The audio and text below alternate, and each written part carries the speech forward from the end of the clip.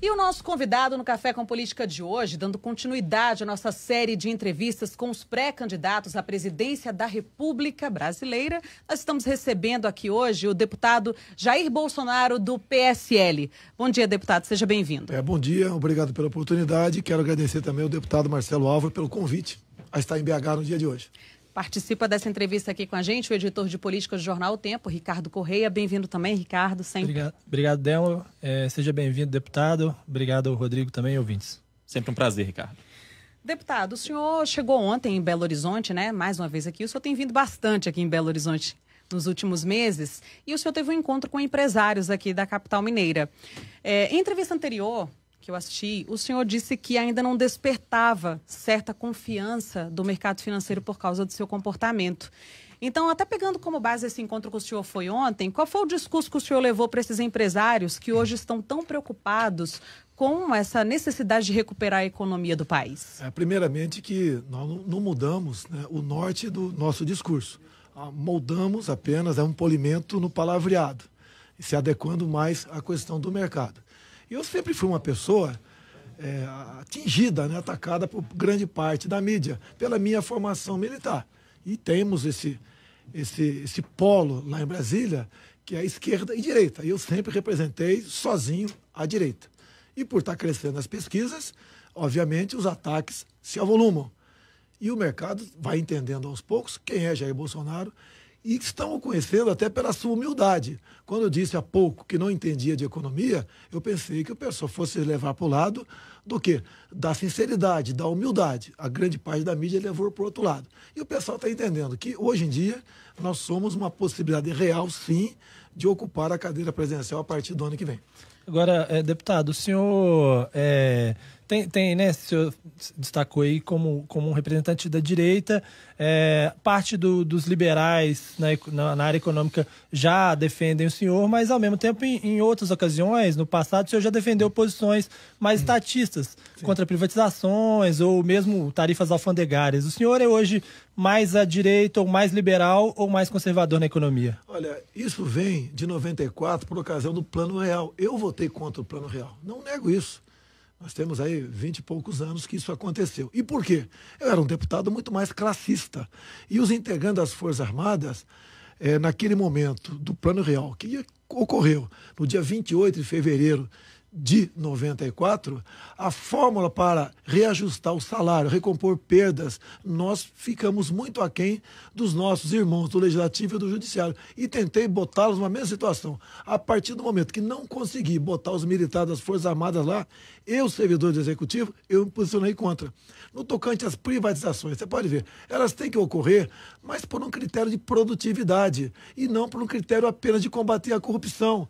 Porque a corrupção que está nas estatais vem da onde? Das indicações políticas. A partir do momento que você quer privatizar, dizendo que as indicações políticas são maléficas, é sinal que o governo está dando um sinal de incompetência, indicando péssimas pessoas para essas estatais que, no fundo, vão fazer nada mais do que assaltá-las. Então é isso. E quando falo em privatização também, eu sou favorável a privatizar grande parte das 150 estatais aproximadamente no Brasil. Agora, as estratégicas, você não pode simplesmente botar no mercado, quem pagar mais leva. Nós temos exemplo aqui nessa questão, a entrada da China com bastante força nessa área. Você não está privatizando, você está estatizando para os chineses. Tá? Agora, eu quero um Brasil que tenha a sua energia e a segurança energética seja nossa. E não colocar nas mãos de terceiros, quer seja China, Estados Unidos, França, quem quer que seja. Deputado, seria Jair Bolsonaro um homem liberal na economia e conservador nos costumes? É quase totalmente liberal. Os costumes nem se discute, né? Dado que vocês me acompanham, até o rótulo de homofóbico vem em cima disso. Nada contra os homossexuais. A minha bronca, minha e da grande maioria da população, inclusive dos próprios homossexuais, é contra o material escolar. No tocante à economia, nós aprendemos muita coisa. Apesar dos meus 63 anos de idade, cada dia que passa, aprendo. Hoje, aqui, com toda certeza, vou aprender alguma coisa com vocês. O caminho, né, para nós termos aqui uma economia pujante é realmente o liberalismo. Nada de ficar na mão de grupelhos políticos que usam estatais, em especial, apenas para se locupletar e não para que aquela estatal produza algo para o nosso povo. Deputado, essa questão da economia, ela também passa muito pelas relações internacionais do Brasil, né? E a gente está acompanhando um momento aí em que, por exemplo, o estado de Roraima está recebendo vários venezuelanos e há também uma indignação do povo de Roraima dizendo que está ocupando os empregos dos brasileiros. Há quem é a favor, que a gente tem que ajudar os nossos vizinhos, e há que seja contra, porque diz que deveria estar ajudando o povo brasileiro que sofre com desemprego. Então, pergunto, se eleito, como é que o senhor vai agir em situações como essas? Primeiro, qual vai ser o relacionamento do Brasil com os outros países do Cone Sul e também sobre essa política de receber estrangeiros aqui no país? Bem, eu estive 2 vezes em Roraima. Tudo que eu faço, até para a minha formação militar, ou proponho a fazer, eu vou atrás, eu vou no local e me inteiro da situação, não por outros, né, ou pela mídia, que muitas vezes distorce ou às vezes não dá uma informação completa. Eu vou pessoalmente. Então, a última ida minha, Roraima, tem aproximadamente 2 meses e tinha se agravado a questão da Venezuela. A governadora local propôs fechar a fronteira. Eu sou contra isso por vários motivos. Primeiro, que vai ser inócuo. É uma extensa fronteira seca, o pessoal vai continuar entrando. O que você precisa fazer é que os países do mundo todo fazem. Você tem que ter um campo de refugiado. Até para esse pessoal, quando chegar, receber um devido tratamento sanitário, vacinas, e depois começar a alocá-los em algum lugar, sem prejudicar os outros estados. Agora, Roraima, realmente a situação está caótica. A cidade em si está, em grande parte, tomada por eles. São nossos irmãos? São. Mas você vê lá, prostituição na rua de meninos de 14 a senhoras de 60 anos de idade. A violência multiplicou-se por 4. As escolas são todas tomadas por filhos de venezuelanos. Os locais públicos, né, com coberta, estão servindo de alojamento para venezuelanos.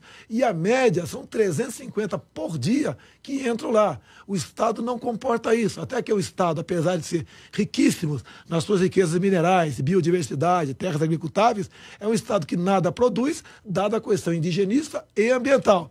E mais ainda, você não pode ter uma hidrelétrica lá, por exemplo, para produzir energia para o Estado. O Estado está condenado a ser extinto.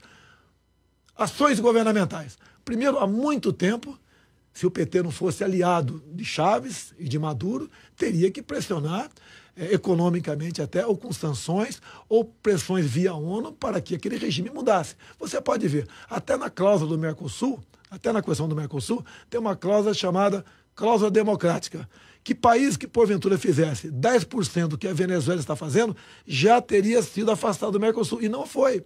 O governo do Temer pagou o vexame de ver Maduro expulsar o nosso embaixador, coisa que devia ter feito há muito tempo, é trazer o embaixador para cá e pressionar a Venezuela para que ela se abra à democracia e não se aprofunde numa ditadura.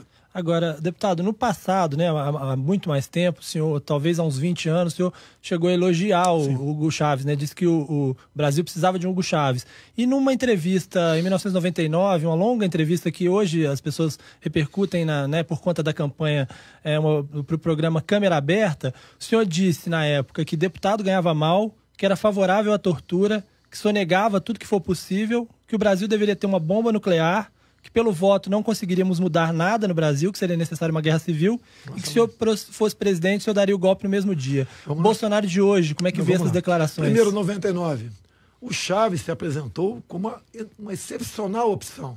Ele criticava o governo de Fidel Castro, ele falava bem dos Estados Unidos. Então era uma pessoa diferente daquele. Completamente diferente. Alguns republicam isso como se fosse uma declaração nova minha, é antiga. Essa questão de 99... Falei muito, sim. Você falou, tudo é verdade que você falou, tudo é verdade, né? Então, eu repercutia uma indignação minha naquele momento, tá? E quando falar fechar o Congresso, falei sim, tá? Hoje em dia, o nosso Congresso deixa muito a desejar. A opinião pública está aí. Eu sou um ser humano como outro qualquer. E falei isso, né? Logicamente, hoje em dia, pensa de maneira diferente, a gente evolui. A questão de sonegar. Hoje em dia você tem uma carga tributária talvez uma das mais altas do mundo e você não tem de retorno absolutamente nada. Você não pode sonegar ICMS, sonegar IPI, sonegar IPTU. Você não pode sonegar quase nada no Brasil. Pouca coisa você pode sonegar. Então foi uma manifestação de desabafo. Tem gente que defende a tese hoje em dia que o imposto no Brasil é roubo.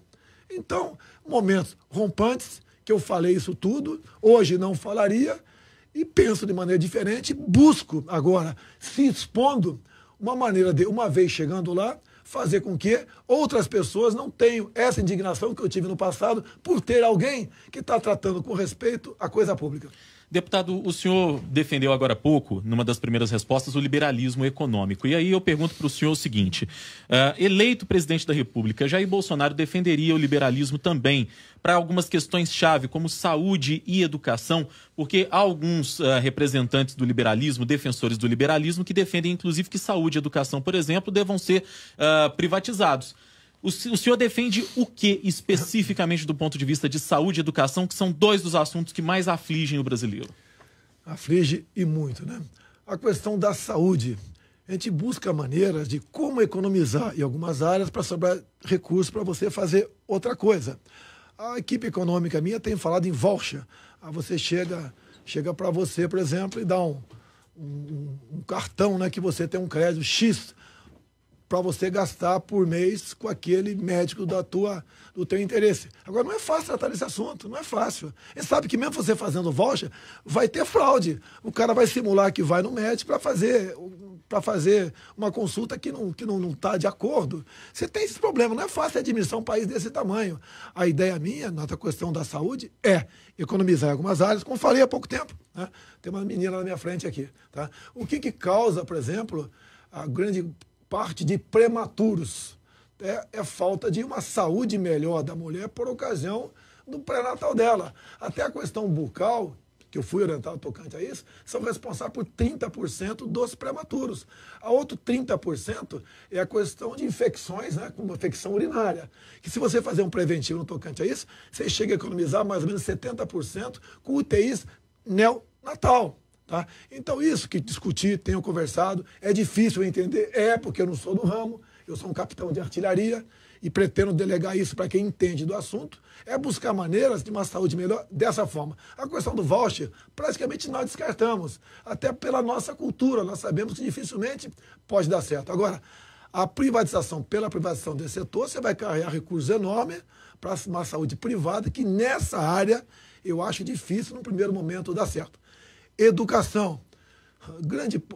Muitas escolas do Brasil começaram com as universidades, agora vem para escolas do ensino fundamental. Lá, a garotada, desde quando entra na escola, com 6 anos de idade. Né?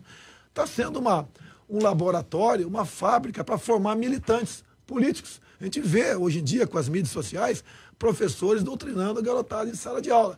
Como combater isso? Nós começamos a discutir a questão do ensino à distância. Pelo menos um dia por semana, o ensino da garotada em sala de aula, mas seria à distância, até para adequar o conhecimento de acordo com o currículo escolar pré-estabelecido. Porque hoje em dia nós temos o pior índice de educação no Brasil.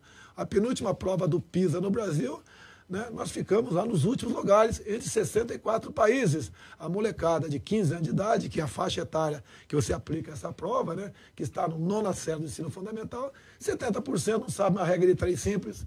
$1 vale R$3, $4 valem quantos reais? Pelo amor de Deus, 70% erra. Interpretação de texto é a mesma coisa. A garotada terminou de ler o 2º parágrafo, não entende o que leu no primeiro. E outra questão de ciência, que é mais drástica ainda. Então nós temos que ter alguém no Ministério da Educação que tenha pulso forte para expulsar, né, entre aspas, essa filosofia de Paulo Freire, que está aí desde o governo do PT, está dentro do Ministério da Educação e não deu certo. E olha que o PT dobrou os gastos com a educação e a qualidade diminuiu. Por quê? Estão transformando as escolas no Brasil no local para formar militantes de esquerda para o futuro. O senhor voltaria, por exemplo, com alguns conceitos antigos da educação, a questão da tabuada que o senhor citou? O senhor considera a educação de antigamente no Brasil uma educação melhor do que a que a gente tem hoje? Olha, eu sempre estudei em escola pública. Eu sei derivada integral. Duvido quem termina o 2º grau hoje em dia que saiba uma análise combinatória. Poucos sabem. Tá? Então, é uma questão de qualidade. O professor, no passado, o que era valorizado? Quando eu lembro, eu era garoto, eu estou com 63 anos, tinha uma festa, tinha um casamento. Os primeiros da lista de convidados eram os professores. Hoje, o professor não é convidado nem para velório. Tem pesquisa da PEOSP, que eu não posso falar por mim, né, que 70% de professores já declararam em São Paulo que já foram agredidos física ou moralmente por alunos ou pai de alunos. Onde esse moleque vai chegar? O que ele vai aprender? E o objetivo final da educação é quando você terminar ali o ensino médio, que poderia já ter um bom curso técnico, ou terminar um curso superior, você vai ser um doutor ali, tá? Você estar apto para o mercado. Você vai produzir alguma coisa, você vai consertar geladeira, televisão, você vai ser médico, vai ser advogado, vai ser militar, vai ser um piloto de avião. Tá? É isso que nós não formamos. Há uma corrida muito grande do povo pedindo emprego para político. Comigo acontece também, em menor quantidade que os outros, mas acontece. E muitas vezes, depois de ouvir o cidadão, a gente fica com pena. Com todo respeito, não sabe fazer quase nada. E quando apresenta um diploma, desculpa o PR aqui, tá? O diploma, você vê que estudou onde? Lamentavelmente não sabe o que está escrito no diploma, pô. E daí como o Brasil vai para frente? Você pode ver. Quando se privatizou, no passado até a questão das privatizações, que eu falei muito na tribuna da Câmara, eu falei o seguinte, olha, está privatizando o sistema de telefonia, tudo bem, tá? Quem ocupará os cargos chaves, os cargos superiores, né, os engenheiros dessa empresa? Pessoal de fora. E é uma verdade. Para nós brasileiros vai sobrar o quê? Fazer um trabalho humilde. É isso que está acontecendo. Nós estamos nos proletarizando no país também pela questão educacional. Nós estamos conversando com o pré-candidato à presidência da República pelo PSL, o deputado Jair Bolsonaro. Deputado, se o senhor for eleito, o governo Temer ele defende que a solução para o rombo que tem nas contas públicas é a reforma da Previdência. Qual a avaliação que o senhor faz da reforma da Previdência proposta pelo governo Temer? E o senhor já declarou que vai concordar do ponto de vista que a população defende que tem que atacar os privilégios. Só que esses privilégios são muito apontados, tanto que políticos recebem privilégios e a reforma não prevê que vão mexer com eles, assim como os militares, e o senhor é um militar da reserva. De que privilégios o senhor se refere que vai mexer caso dê continuidade à reforma da Previdência, e se a reforma da Previdência realmente é a solução para o rombo das contas públicas do Brasil? A reforma da Previdência em si não é a solução. Nós chegaremos agora, no início do ano que vem, com uma dívida interna de 4 trilhões de reais. Hoje em dia, praticamente metade do que tu arrecada é para juros e rolagem de dívida, né? Conforme o tempo passa, vai passando para 51%, 52%, 60%. É natural isso aí. Você tem que equalizar isso aqui. Ninguém quer dar um calote no sistema financeiro, não vou pagar uma dívida, nada disso aí. Mas é um problema que está afeto a todos os brasileiros, independente daquele mais humilde ao mais bem remunerado. Privilégios. Eu falo que a Previdência tem que começar com a pública. Essa que é a nossa proposta. Teria muito a falar para vocês. Quais são os privilégios dos militares? Você não encontra um general, um capitão, um sargento Marajá. Tá? Todos ganham basicamente a mesma coisa. Nós trabalhamos, em média, 70 horas por semana. Nós não temos hora extra, não temos fundo de garantia, não temos direito a fazer greve. Ninguém está querendo isso daí. Quando discuti com a minha equipe econômica, essa pergunta veio para eu responder. Eu falei, olha, eu aceito botar os militares, né, botar o coronel ganhando 5.500 quando completar seus 30 anos de serviço. Mas vamos dar para o coronel, ao longo de toda a sua carreira, o direito de greve, entre todos os outros previstos no artigo 7º da Constituição. Você quer pagar a mesma coisa no final da linha? Vamos dar os meus direitos e os meus deveres. O pessoal pulou para trás. O militar é uma classe à parte. Não é porque eu sou militar. Eu não nasci militar. Tem 2 apenas na minha família que são militares. Mas se você fizer isso, não vai mais ninguém entrar numa academia militar das Agulhas Negras, uma escola de sargento das armas. Vira uma bagunça o negócio, tá ok? Então, isso é diferente, tem que ser tratado de forma diferente, e eles concordaram. Privilégio, vou dar apenas um exemplo aqui. Vou falar do que eu sei. Isso acontece em muitos locais do Brasil. Câmara Municipal do Rio de Janeiro. Você é concursado, ganha 10 mil por mês. Daí você vai trabalhar com vereador e ganha um cargo em comissão, 10 mil. Dali 8 anos você passa para 20 mil. Mais 8 você passa para 30 mil. Você incorpora. Você passa a ser mais uma daquelas que vão pro teto. E o que eu tenho falado? Temos que acabar com as incorporações, porque isso acontece nas casas legislativas, no judiciário do Brasil todo. E o que acontece no Executivo? O senhor Eduardo Paes, ex-prefeito do Rio, no mês de dezembro, o último mês dele como prefeito do Rio, estendeu essas incorporações para os servidores do Executivo. A folha de nativos do Executivo vai explodir daqui a 15, 20 anos. Será que não estamos vendo isso? Fez isso por quê? Ganhar simpatia, ganhar voto? Então, uma emenda constitucional nesse sentido, proposta pelo presidente da República, pode ser por um parlamentar também, eu acho que teria tudo para ser aprovado e nós estancarmos essa sangria. Agora, deputado, Toma a água gente aí por falando enquanto, falando um pouco de política, né? Eleição, o senhor é o líder das pesquisas hoje no Brasil, considerando que o ex-presidente Lula está preso e já afetado pela ficha limpa não pode concorrer. E tem aí uma série de candidatos, aí são muitos, né? São quase 20 candidatos nessa campanha eleitoral, meio que embolados lá atrás, com mais ou menos a mesma quantidade de votos, ou com menos de 10% dos votos. Quem que o senhor acha que pode desembolar desse grupo aí para enfrentar o senhor num eventual segundo turno na campanha? Estou vendo aqui que vocês têm uma certa experiência em política. Se um outro deputado, outro candidato qualquer, tivesse em torno de 20%, você imaginou a quantidade de partidos estariam buscando esse candidato para fazer acordos para o futuro? Por que ninguém me procura? Por quê? Porque eu não faço acordo do tipo que eles querem, escondidinho. Eu faço aqui, ao vivo eu faço.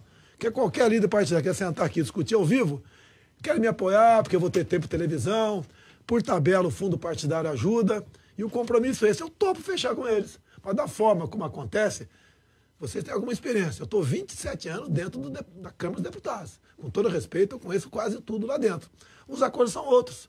É o repartimento, né, dos cargos públicos, ministérios, bancos oficiais e estatais, que vocês sabem onde vai chegar. Ineficiência do Estado, está aí, falência do Estado e corrupção. Isso eu não quero. Eu pretendo, caso chegue lá, ter independência. Quer ver? Alguém sabe aqui quem é o ministro da Ciência e Tecnologia?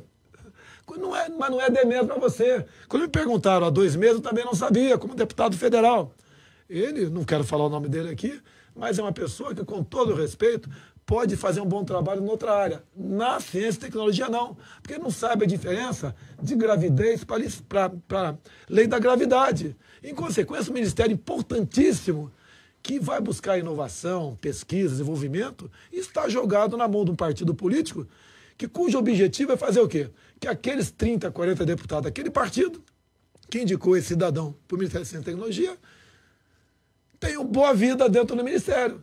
Se leve licitações para lá, para cá, se empregue gente dentro do Ministério. Não se vai a lugar nenhum.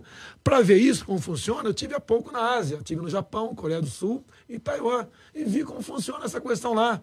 Dá vergonha. Nós não temos ninguém nessa área. Cadê nosso Vale do Silício? Você teria que ter um no Vale do Paraíba, um no Ceará, no mínimo outro no estado do Amazonas, para você começar a pesquisar isso daí. Nós temos tudo que o mundo não tem.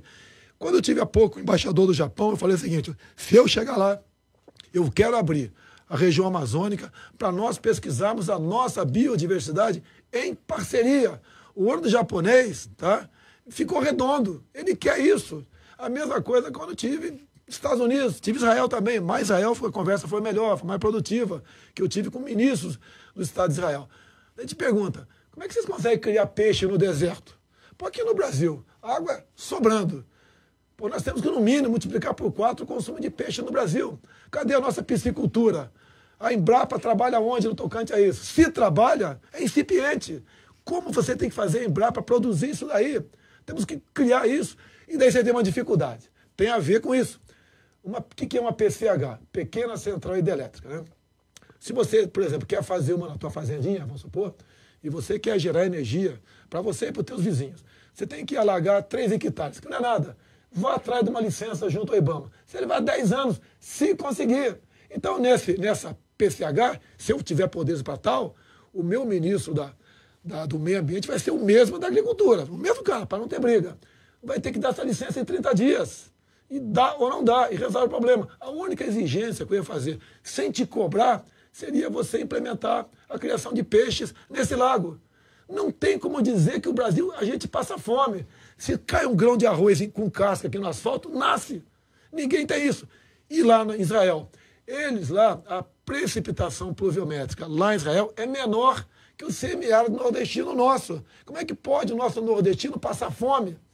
E lá ter não só uma agricultura pujante, bem como sobra o que eles produzem para exportar para a Europa. E mais importante ainda, eles têm lá o chamado botão do transgênico. Aqui você vê os ambientalistas, né? Todo mundo contra. Ah, isso é transgênico, eu não quero.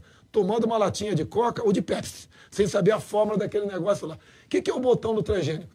Se eles botarem em prática, aumenta a produtividade, tá? E muito com o transgênico, e eles vão ter alimento em abundância. O mundo vai chegar agora a 2024 na casa dos 8 bilhões de habitantes. O mundo cresce mais ou menos 70 milhões de habitantes por ano.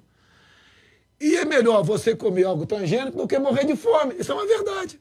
Já que no mundo não existe, poucos países adotam a política de planejamento familiar.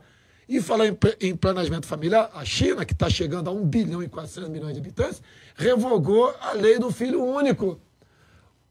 Não tem nada a ver com a China. Isso é problema interno deles. Quem sou eu para falar sobre a questão interna da China? Mas a sua população, mais da metade, já é urbana.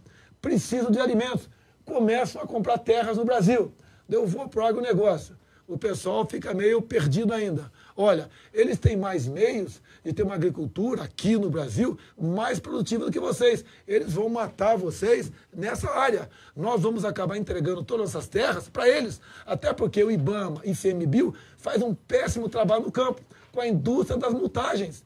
O homem do campo não aguenta mais. É multa, é questão do MST invadindo, é tudo que... É questão do Fundo Rural, que botaram para quebrar em cima do produtor rural. Querem agora mudar a Lei Candir, fazer com que o produtor rural pague ICMS. Acreditem, querem cobrar água do agricultor. Se tiver uma fazenda lá na margem do Rio Amazonas, já imaginou? Você tem que pagar a água que você usa para irrigar a tua plantação. Daqui a pouco vão cobrar o quê? Vão cobrar o vento que espalha o pólen na tua plantação. Esse é a verdade do nosso agronegócio no Brasil. Não queremos isso. Então... é isso que eu boto na mesa e discuto com mais calma, que eu sei que é rápido o programa, tem pouco tempo para falar sobre isso aqui, para mostrar que nós temos ideias, recebemos sugestões, sou uma pessoa que muda, se me convencerem, eu mudo, mas pretendo, se um dia chegar lá, ser um governo com autoridade. Hoje em dia, se o Temer liga para o ministro e fala, ó, ministro, eu quero isso, ele fala para o Temer, quem botou aqui foi o meu partido. Fica na tua, cara. Fala com o presidente do partido que eu te atendo. Caso contrário, você vai perder 30 votos dentro da Câmara. Isso é governabilidade? Eu não vou falar palavrão que é isso aqui, porque eu sou uma pessoa educada e evoluí também. Falava palavrão no passado, não falo mais. Tá, ok? Isso não é governabilidade. E, eu costumo dizer, se votar em mim, você pode errar. Mas se votar nos outros, você já errou.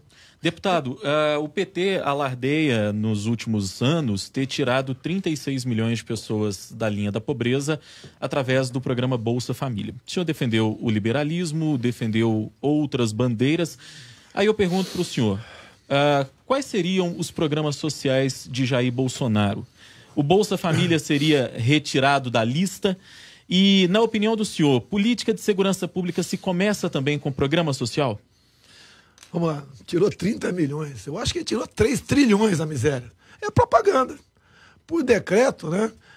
Se disse que classe média é quem ganha até R$300 por mês, tá certo? Dentro da família. Mude os números no papel, tá? Eu vou em algumas comunidades do Rio de Janeiro. Não diminuiu o número de pobres lá. Isso é uma mentira. O PT, sem mentir, não faz nada. Okay? Bolsa Família. Tá aí o programa. Você não pode, vamos acabar. O ano retrasado foram 29 bilhões para o programa Bolsa Família. Por ocasião da campanha 2014, a senhora Dilma Rousseff bateu no peito num debate e falou: nós temos 14 milhões de famílias que vivem do Bolsa Família. É um número vexatório. Você analisa os projetos sociais pelo número de pessoas que saem de lá, não pelo número do que entra. Está na cara que para o PT, quanto mais pobres tivermos no Brasil, tá, sem educação, e o cartão de Bolsa Família numa mão e o título de eleitor numa outra, é excelente. Aliado a essa urna eletrônica aí que eu não confio, não sei a opinião de vocês. Tá? Então os projetos sociais têm que continuar existindo, mas você tem que auditá-los e correr atrás de impedir a fraude o tempo todo. Há pouco tempo, a cidade de Marau, Rio Grande do Sul. Eu sei que é apenas uma cidade. Pode ser que ele esteja fora da curva, mas foi um exemplo. O prefeito resolveu ir atrás dos 300 e poucos que ganhavam o Bolsa Família. 1/3 era fraude. Era gente que tinha um poder aquisitivo semelhante, eu não sei o teu, mas pelo que eu vejo aqui, você tem sua renda, você tem sua empregada, tem sua renda aqui. Gente parecida conosco, 1/3. O outro 1/3, ele conseguiu inserir no mercado de trabalho. E o terço restante foi mantido. E ponto final. Tem que ser feito assim. E você tem que estimular o homem e a mulher a sair dessa situação. E mais, dizer para ele, botar na cabeça dele, o que tira o homem ou a mulher da miséria é o conhecimento e não projetos assistenciais como esses que o governo tem colocado aí. Você conhece o programa Brasil Carinhoso? Eu estou vendo uma senhora na minha frente aqui, tá? Eu não sei se você é mãe ou não. Mas você teria um filho a mais para ganhar R$70 por mês? Não pela cultura que você tem. Mas muitas jovens que não têm uma cultura ainda que possa discernir as coisas, acabam engravidando para aumentar ali o contra-cheque desses programas sociais. Como se mais R$70 por mês fosse o suficiente para ela dar uma boa alimentação e educação para essa pessoa ser alguém no futuro.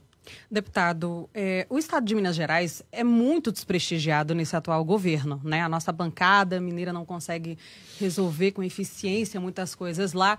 O presidente Michel Temer agora, no final do mês passado, nesse tempo todo que ele está à frente do governo, foi que ele apareceu aqui numa feira agropecuária, na Exposebu, na verdade. Ele se nega a vir a Belo Horizonte. Qual é o espaço que Minas Gerais vai ter no governo do senhor, se o senhor for eleito? O espaço é para todos os estados. Eu, como pai, né, se for, né, eu tenho que tratar os filhos igualmente. Né? A vocação nossa é enorme. O que falta no Brasil? Como é que você faz esse... Eu tenho dito para a minha equipe econômica, quer economizar? Tudo bem. Onde é que pode cortar? Agora temos que trabalhar também para entrar mais dinheiro no caixa sem aumentar impostos. Como você pode fazer isso aí? A decisão em conjunto. Você tem que desregulamentar a nossa economia. Tem que desburocratizar. Eu não quero ser patrão. E quem tem consciência sabe disso. A dificuldade que é ser patrão no Brasil. A dificuldade que é empreender. Candidato não fala isso porque isso é perder voto. Hoje em dia, por exemplo, o que a classe empresarial tem dito para mim? Não sou eu, a classe empresarial. De forma unânime. O trabalhador vai ter que decidir um dia. Menos direitos e emprego ou todos os direitos e desemprego. O salário é alto para quem paga e pouco para quem recebe. São verdades. A esquerda no Brasil, PT, PCdoB, PSOL, né, elogia tanto a CLT e critica o americano. Você pega um pobre nosso aqui. Aqui, se não me engano, o governador Valadares, aqui tem mais gente dos Estados Unidos. Pelo menos quando eu estive lá, que eu mais ouvi brasileiro de governador Valadares nos Estados Unidos. Lá você não tem direito trabalhista nenhum. Vê se alguém quer voltar para cá. Não querem. Tá certo? Então, quando você fala em dar um tratamento aqui ao estado de Minas, né, uma das políticas nossas é menos Brasília e mais Brasil. Por exemplo, para que Ministério das Cidades? Você pode pegar o dinheiro do Tesouro e mandar diretamente para as prefeituras. E o prefeito, junto com a sua Câmara Municipal, junto com a população, resolva onde vai aplicar aquele dinheiro, faz quantas casas vai fazer, o local e a qualidade das casas. É a mesma coisa de saneamento.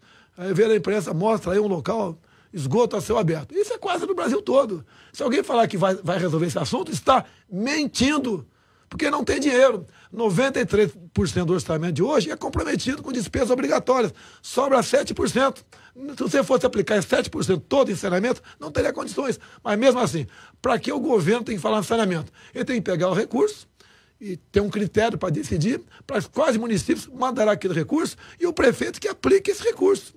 Então, eu acho que dessa forma você consegue buscar solução para as coisas. E uma outra coisa também da equipe econômica, né? Eu falei para eles, que eu levo para eles o que o povo diz para mim. Tá? É a mesma coisa, eu levo a comida para casa e a cozinheira que vai fazer o almoço. Se bem que eu sei fazer um arroz, feijão, fritar um bife, né?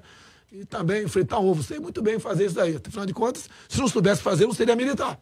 Militar se vira em qualquer situação. Falei para a equipe econômica, como é que a gente pode diminuir impostos, a exemplo do Trump?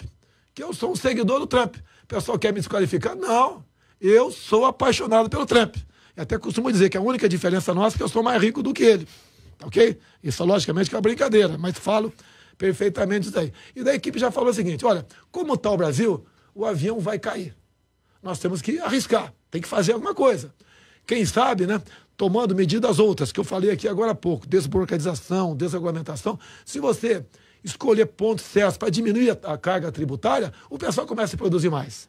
Você pode ver essa simples mudança na CLT, já houve um reflexo positivo para a economia. Falar isso é perder voto. Que o cara que está ouvindo lá, ele é contra direitos trabalhistas. Bem, vamos lá. Então, essa simples reforma que teve agora, né, que foi bastante superficial, o ano retrasado tivemos 4 milhões de ações trabalhistas no Brasil. A projeção para daqui a alguns meses, onde vai completar um ano da execução dessa nova mudança na CLT, nós temos menos de 2 milhões de ações trabalhistas. Você sabe que está recebendo no peito uma ação trabalhista de funcionário? É triste, eu sei disso, né? Muitas vezes o funcionário tem razão, mas muitas vezes está aí a indústria das ações trabalhistas. Isso diminuiu drasticamente. Vai aumentar a quantidade de emprego no Brasil. Tá? Então, essas medidas todas, entrar água, né? Entrar mais dinheiro no caixa, se aumentar imposto, está no radar. Afinal de contas, tem que ser feito alguma coisa, que o avião vai bater na montanha. E temos dito, talvez você já tenha ouvido aquele ditado, né? Oh, nós temos que consertar um carro andando. No Brasil, você tem que consertar um avião voando. E de vez em quando me pergunto, o que eu estou fazendo aqui? Com essa quantidade de problemas. Tá? Eu sei que eu quero mudar. E tem que ter a liberdade, como técnico, escalar o meu time de ministros. Se eu começar a botar pessoas que não entendem nada na ciência e tecnologia, na saúde, na educação, na economia, etc., não vai dar certo. O nosso time vai ser rebaixado. E não para a segunda, para a terceira divisão. Você vai nesses países outros que eu citei agora há pouco, você começa a ver. Israel, olha o que eles não têm, o que eles são. Não tem nada lá, só tem areia. Você vai ao Brasil. Olha o que nós temos e o que nós não somos. Qual a origem do problema? É questão política. Indicação política. Para ganhar apoio, para ter governabilidade, você loteia a máquina pública. Consequência? Não tem saúde, tem educação, não tem segurança, não tem nada. Vai ter uma igualdade, como o PT sempre diz, né? Tirei 30 milhões da miséria. O PT conseguiu nos deixar mais iguais, transformando mais gente pobre no Brasil. Eu quero que mais gente fique rica, e não o contrário. Uma igualdade por baixo, como a esquerda sempre pregou e fez no Brasil. Agora, deputado, o senhor é sempre instado a comentar as posturas dos governos militares no Brasil, né? Ontem saiu foi divulgado um relatório secreto da CIA, né, da Agência de Inteligência Americana, falando que o general Ernesto Geisel, o presidente do Brasil de 74 a 79, sabia e autorizou a execução de opositores durante a ditadura. E também citou alguns encontros em que foram tratados desse assunto entre o Figueiredo e o Milton Cruz. Como é que o senhor recebeu, como é que o senhor viu e analisa esse relatório da CIA? Voltar à carga, né? Um capitão está para chegar lá, é o momento. Olha, foi um memorando de um agente que a imprensa não divulgou. É um historiador que diz que leu isso, mas não mostrou. Você tem que matar a cobra e mostrar o pau. Agora eu respondo de forma simples. Tá? Errada, até na tua casa, com todo respeito, de vez em quando você erra. Quem nunca deu um tapa no bumbum do filho e depois se arrependeu? Acontece, tá? Vamos lá. Eu vou para a capa do Jornal Globo, de 7 de outubro de 1984. Editorial de Roberto Marinho. Participamos da Revolução de 64, identificados com os anseios nacionais de preservação das instituições democráticas, ameaçadas pela radicalização ideológica, greves, desordem social e corrupção. Eu estou respondendo que a imprensa nos ataca com a matéria da própria imprensa no final do governo Figueiredo. O que pode ter acontecido com esse agente da CIA? Quantas vezes você não falou num canto ali, tem que matar mesmo, tem que bater. Você já falou, tem que dar canelada, tem que dar uma de Júnior Baiano, entrar com os dois pés no pescoço do adversário. Você já falou isso. Talvez esse cara tenha ouvido uma conversa como essa, fez o relatório e mandou.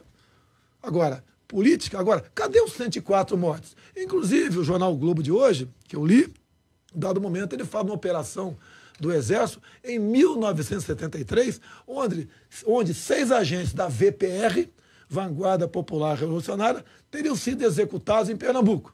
Agora, por que o Globo não botou que a mesma VPR, em 1970, que tinha à frente Carlos Lamarck e Dilma Rousseff, executaram em cativeiro, nas matas do Vado Ribeira, o tenente Alberto Mendes Júnior, de 23 anos de idade, da Força Pública. Esse é o espírito daquela época. Quando pegavam a gente, arrebentavam. Você vai no mini manual de guerrilha do Carlos Marighella, que é o hino da esquerda. Você vê lá como levar o terror à cidade.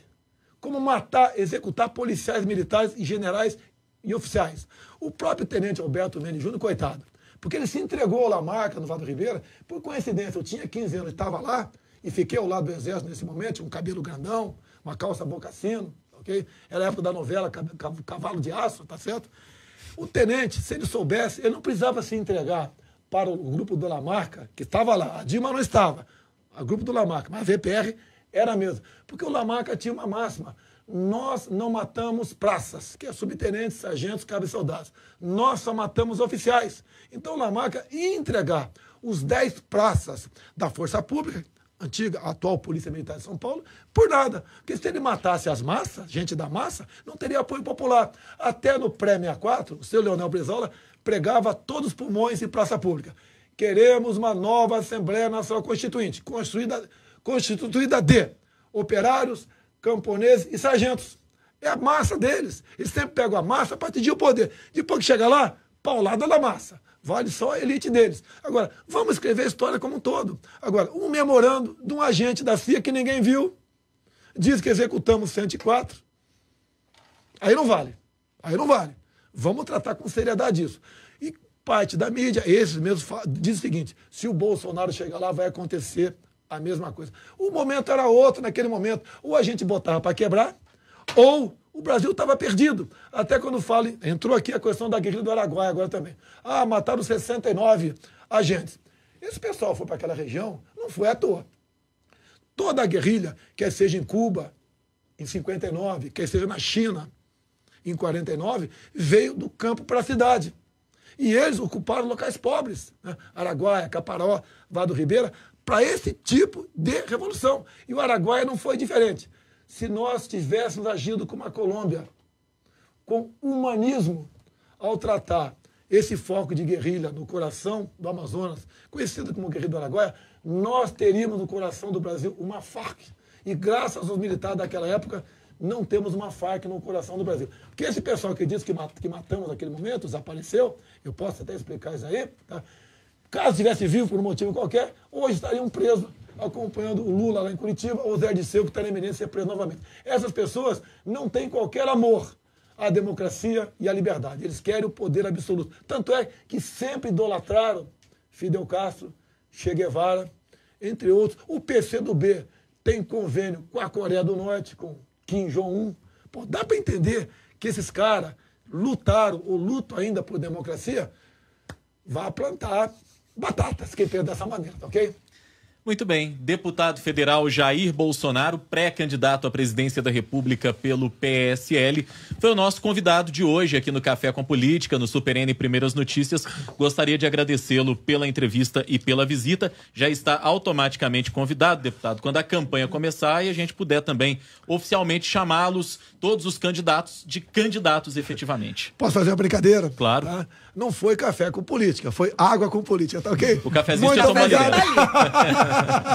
Muito obrigado pela oportunidade, fiquei muito feliz. Poucos órgãos de imprensa me dão espaço para discutir ao vivo. Eu gostaria que o Sistema Globo Televisão me convidasse para um debate ao vivo. Pode ser na Globo News, na própria Globo. E eu comparecerei aos debates, sim. E essas verdades, mesmo que não sejam perguntadas, serão faladas nesse debate. Porque a verdade nos libertará. Está lá em João 8,32. E conhecereis a verdade, e a verdade vos libertará. Nós precisamos de verdade para salvar o nosso Brasil.